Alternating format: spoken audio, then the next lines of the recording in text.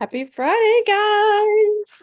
It is a Friday. Once again, hopefully it is not too cold where you guys are at. I know it's starting to get a little bit colder here in Charlotte, but that's kind of going to tie into the subject that we're talking about today, which we haven't talked about in a little while, probably like Oh, at least a month or two, I feel it's like, since been a few summer. months. Yeah. Yeah. But that topic is neat. So it's non-exercise activity thermogenesis for the more fancy words. But in the more layman's terms, it's just okay, all the activity or movement you're doing outside of going to the gym and working out. So this could be doing the dishes, doing the laundry, walking around, going to the grocery store, folding clothes, dancing, like literally anything outside of working out. And we kind of wanted to break this down to give you guys an idea of how to increase your NEAT, because if you increase your NEAT, you're just going to benefit obviously, like it's going to put you more in a calorie deficit if you're in weight loss, but it's just going to help with your overall movement goals and mental health. Personally, for me, like I know my movement directly correlates to my mental health and things like that. So we kind of wanted to just break that down for you guys today. Yes. Completely. Before we kind of go into how we're gonna like boost our NEAT and stuff, I just want to explain the breakdown of it and like how we burn calories in general. And then we'll explain why, like you'll see why this is so important for increasing it. If I can find the right one. Oh my goodness. Okay, here we go. This isn't the one I normally use, but oh, I think this is closer to it. This is closer to the one I normally use, but it's not the one I normally use, but it's okay. All right, let's see. That's pretty close. As I say, it's not far off. Okay, you guys. So let's just explain each of these little color blocks and then we'll go into talking about how to increase it. So this is going to help you understand like why we need to increase it, especially if we're on a weight loss journey. So this big red block right here is your BMR, your basal metabolic rate. You've probably heard of that before, or your resting energy expenditure, REE. Okay. So this whole block is called TDEE, which is your total daily energy expenditure, AKA every single bit of calorie that you burn throughout the day. Now, this Hmm. REE is at resting. So this BMR is essentially your metabolism. Okay, so if you were to lay in bed all day long, not move a muscle, this is what your body would still burn based off of your metabolic rate. Okay, so this is the largest chunk. You can figure this out a few different ways. You can do calculations that give you a pretty good estimate. You can also do like breathing machines if you can find one in your local area that will measure the rate of oxygen and carbon dioxide that you breathe in and out during like a certain time period that will tell you a pretty accurate BMR. Um, so of course, this is the biggest chunk, right?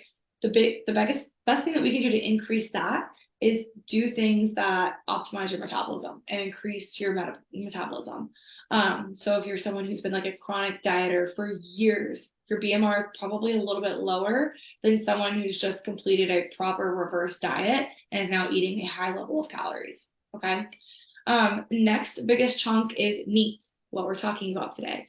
Non-exercise activity thermogenesis, like Serena just explained. Reason why this is so important is because it's the second largest chunk here, you guys. This is the second largest way that your body burns calories. Even bigger than eats, which is, I'm skipping over this one for a second, but eats, which is the smallest. Eats, exercise activity thermogenesis is the actual like working out that you do, intentional movement, going for walks, going to the gym, going to Pilates, yoga. Those are the intentional movements that you're doing with a goal of moving your body and burning calories, right? So neats is way larger than that one, than eats. And then TEF is also in here as well. And these are a little bit, I want to switch this picture a little bit because these are kind of like, they all look very similar and there's a big difference in them. So hang on. This Right. is real fast. This one's a little bit better of a Oh display. yeah, that one looks a lot like the one we Yeah. usually do. eat, neat, and exercise, right? These are our activity movements and stuff. These are the second largest, third largest, and then thermic effective meals or thermic effective food, TEF. This is pretty much what your body burns while it's digesting your food. So you You chew it, know, but sorry, I was gonna say I like this graph because the bottom, like the yellow and the red, are kind of like things that are out of your control, yep, essentially. And then the top two are like what you can control, like mindfully. yep, exactly. Because this just naturally happens as you chew, eat, Right. digest food. This is your metabolism, right? And then this is your daily movement. So NEAT is so important when it comes to weight loss because it's a huge chunk of how we burn calories. Mhm. Exercising, yes, of course, is important as well, but it's not nearly as important as overall movement. And thermic effective food is just kind of thrown in there, right? And then optimizing your metabolism, of course, is also important. So rather than restrictive dieting, eating proper diets that are for your body and your goals and reversing your metabolism up, that I highly suggest you do with a coach instead of on your own so you do it the proper way. But Mm. hope this diagram kind of helps you understand why NEAT is so important. And yeah, now let's talk about how to increase it. Yep. Just I'm gonna give my like favorite ways to increase it. But for me, like always parking farther at whatever store I go to is like my number one yeah, easiest thing to do because it's like, okay, well, I'm already going to the store. I'm already going to Starbucks. I'm already going to church. Like I can just, okay, park a little bit farther. It doesn't have to be super far. Like you don't have to be insane with it. You don't have to park a mile away or anything like that. But rather than trying to get the front spot, maybe there's no spots open. Okay, I'll just go a little bit more towards the back, not even thinking about it. I'm still increasing my need, and it's just subconscious at this point. yep, yeah, for sure. Um, One that I really like is like house chores, like Mhm. making your bed, vacuuming, um, wiping your windows down, dusting, whatever it may be, doing Free the for- yeah, whatever, putting up your Christmas tree, whatever it may be, around the house that you're like actively moving and doing versus just like sitting on the couch and like vegging out and watching Netflix or whatever. That's going to help Mhm. increase your need. Um, it's kind of a way that I sometimes am like, okay, I don't want to get up and put the laundry away, but it's kind of a two for one. The laundry gets put away and my needs going up. So that's one way that I really like to try to get my need up there. Yeah. My next one is just like random dance parties. Which I guess dance could be like a form of exercise, but it's not like I'm doing it with the intention to exercise. I'm just doing it to help my mental health, release my emotions, have fun, like whatever. Yep. Yep. I love that. Next for me would be like if you're someone who has a desk job, maybe try getting a standing desk. Because even just standing versus sitting is better for your knee. And then if you can get like a walking pad, I need to get my walking pads in our spare bedroom upstairs, and I would love to start utilizing it more. I just need to like take my office and kind of move it back and forth. But having that walking pad and getting those extra steps in throughout the day, if you are someone that works sedentary, huge, huge increase in need there. Yep. Um, I think that's really it for me. I think those are like my biggest ones. Obviously, I still do the ones that you do too, but those are like my two Right. Yeah. top. Yeah. Yeah. The other one that I do is if you have a dog, take them for walks. Go on walks with the dog, play in the backyard, whatever it may be. If you have kids, Extra, do an yeah, extra or whatever. right, exactly. So there's so many different things. Just think about it like throughout your life. It's like, okay, what could I do instead of like, okay, here's another one.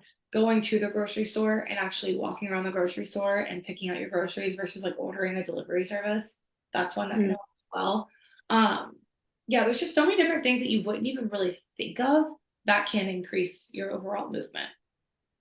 Yep. And like for me now, like I live in an apartment complex and I used to park right up front, right next to my apartment. And part of the reason why like I don't anymore is because they told us that we're not allowed to park in the visitor spots. But now that I have to park all the way in the back of the building, I'm automatically increasing my need because okay, I have to walk all the way from back there up here to get back to my apartment. Yep. And you just sparked a couple more when you said all of that. But like if you live in a building, take the stairs instead of an elevator, Hmm.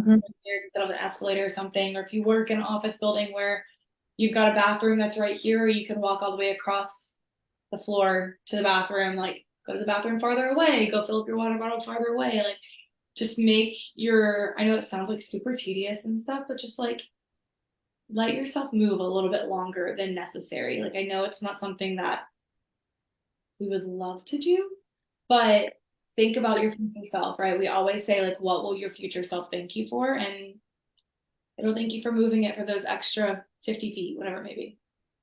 Yep. And you're gonna feel a difference too, like when you don't move as much compared to when you do move more, like you get into the habit of it, and then your body's gonna be like, well, what's going on? I'm used to moving so much and now I'm not. Yeah, exactly. Exactly. Sweet. So I hope that makes sense. If you guys have questions about NEAT, um, let us know. But as far as like your metabolism, highly recommend working with a professional to increase that. You can't do much about the thermic effect of foods. Of course, get your exercise in as well. Recommended at least like 30 minutes a day. Um, Mhm. and then increase your overall need because that's going to be the biggest thing whenever you just change yourself from a sedentary lifestyle to like even like a lightly active lifestyle or moderately active lifestyle. You'll see the biggest shift in your like physique and the number on the scale if that's what you're concerned about, whatever it may be, the way your clothes are fitting. That's where you'll see the biggest jump. Absolutely. Cool. All right, you guys. Well, we hope you have a fabulous weekend and we will talk to you soon. Bye, guys.